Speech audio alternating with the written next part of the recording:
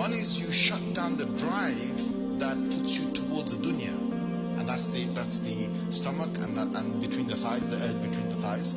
But the second part is you're supposed to then ignite and start the process inside that takes us towards and drives us towards the after. This was prescribed to you just like those before. A month of open and closed doors so you could mold your heart. So we closed the gates of Jahannam and opened the gates of Jannah. Aiming for taqwa, strengthen my soul with the weight of hunger. Cause hunger breeds humility, too sweet for words. A hunger so deep that you can eat the thirst. In a month so holy that the devil's a chain. Reward so full of blessing takes forever to gain. When past sins are forgiven from sincerity of fasting, discipline, compassion. The last 10 days just living in the masjid.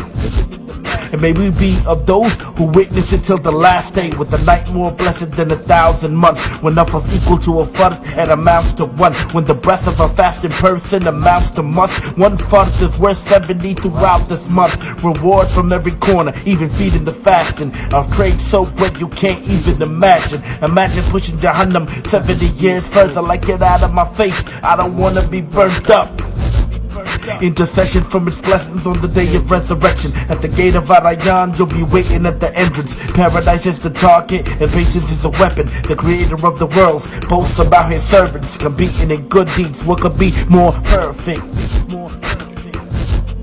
When he grants his chances and the freedom from the fire. When prayers are answered by he who is the highest.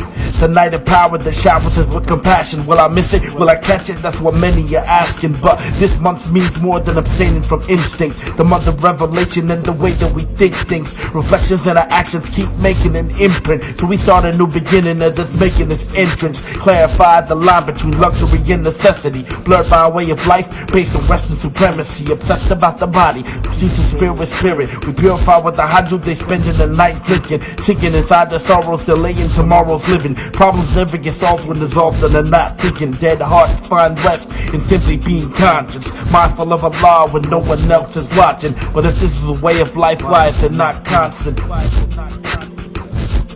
We look to Kufr for our answers and follow the wrong concept. Forgetting Islam got the solution to your problems. You may think I've digressed, but it's still part of the topic. Known throughout the globe, the mosque becomes home. The house becomes a blessing, the betterment of the soul.